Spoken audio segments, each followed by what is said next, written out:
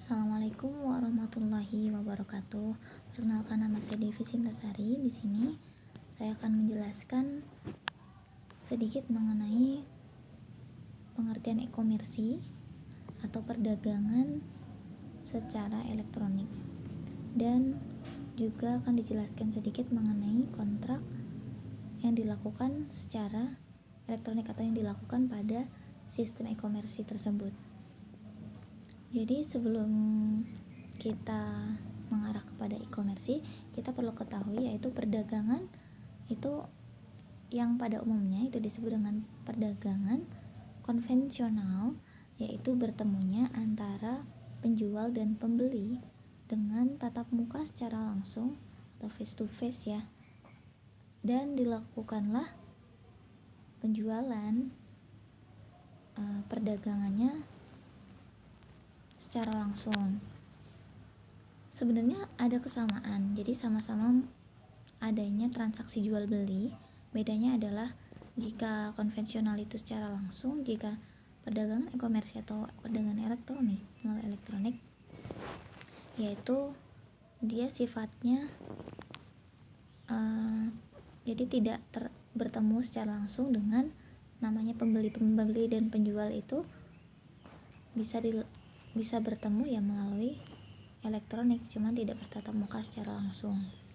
Jadi melalui apa? Yaitu melalui situs ataupun website. Nah, di sini tetap ada namanya kontrak atau perjanjian jual beli. Jika konvensional itu kontrak atau perjanjiannya dengan cara tertulis atau sistem tertulis, itu adanya surat perjanjian jual beli. Tapi jika e-commerce itu perjanjian atau kontrak perjanjian yang disebut dengan elektronik itu dilakukanlah menggunakan sistem elektronik. Jadi yang dimana kontrak elektronik tersebut itu kan dibuat melalui sistem elektronik, yaitu serangkaian perangkat dan prosedur elektronik yang berfungsi mempersiapkan data, mengolah data, mengumpulkan data, menampilkan data, mengumumkan data, terus menyebarkan informasinya, semuanya itu melalui informasi elektronik. Nah, informasi elektronik di sini juga ada pengertiannya, yaitu salah satu sekumpulan data elektronik termasuk tetapi tidak terbatas pada tulisan, suara, gambar, peta, rancangan, foto elektronik, data yang lain ya, dan masih banyak hal. Jadi untuk kontrak e-commerce di sini tetap harus memerlukan atau harus sesuai dengan prosedur yang ada yang diatur di dalam KUHP ya, Perdata pasal 1320. Saya akan menjelaskan tentang model-model e-commerce. 1. Business to business, fokus menyediakan produk dari bisnis ke bisnis lainnya. 2. Business to customer, bisnis menjual produk, jasa atau barang kepada individu. 3. Customer to customer, biasanya konsumen dapat menjual maupun membeli dari konsumen lainnya. 4. Customer to business, konsumen biasanya menyediakan barang, jasa atau produk ke perusahaan. 5. Business to admin, transaksi online terjadi dengan administrasi publik. 6.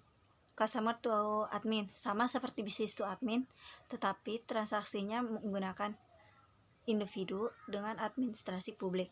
7. Online to offline, untuk menarik pelanggan untuk berbelanja di toko fisik. Halo, pada bagian ini saya akan menjelaskan bagaimana perkembangan e-commerce di Indonesia. Perkembangan e-commerce di Indonesia semakin meningkat, didukung dari perkembangan teknologi yang semakin canggih dan kegiatan online dari konsumen yang tinggi. Permintaan pasar akan suatu barang jadi mempengaruhi perkembangan e-commerce, ditambah dengan berkembangnya UMKM yang menggunakan layanan marketplace buat mengembangkan perusahaannya sehingga perkembangan e-commerce semakin meningkat.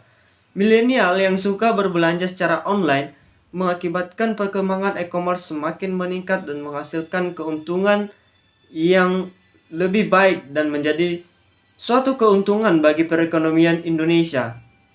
Dengan milenial sekarang yang suka berbelanja secara online, mereka menggunakan marketplace, membandingkan harga, mencari promo. Jadi ketika menemukan marketplace, toko online yang bagus, mereka akan memberitahukan kepada teman-teman dan mengajak untuk berbelanja di situ, sehingga itu mengembangkan beberapa kegiatan dari e-commerce yang ada.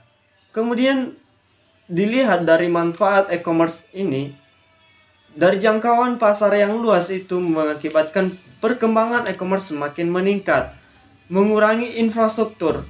Jadi dengan adanya marketplace, infrastruktur membuat pasar lagi tidak membutuhkan biaya yang meningkat, sehingga bisa dilakukan secara online, marketplace yang online. Anggaran yang dikeluarkan berkurang dan harga lebih terjangkau dibandingkan ke pasar karena jumlah marketplace yang ada saling bersaing harga sehingga harganya dapat terjangkau. Selain itu, beberapa jenis kegiatan dari e-commerce ini yaitu business to business. Jadi antara bisnis dengan bisnis yang satu melakukan kegiatan bisnis. Bisa dari business to customer, yaitu dari pihak bisnis, contohnya seperti supplier kepada konsumen.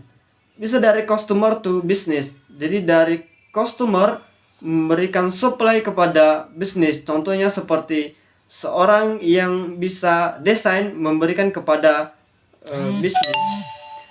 Customer to business dan customer to customer, seperti menjual, toko online menjual ataupun yang sekarang ini ada seperti reseller ataupun dropshipper, itu adalah kegiatan customer to customer. Jadi dibeli dari supplier dan dijual kembali oleh customer itu kepada customer yang lain yang dimanfaatkan nantinya, itu merupakan kegiatan customer to customer. Nah, hal itulah yang mengembangkan perkembangan e-commerce di Indonesia semakin meningkat.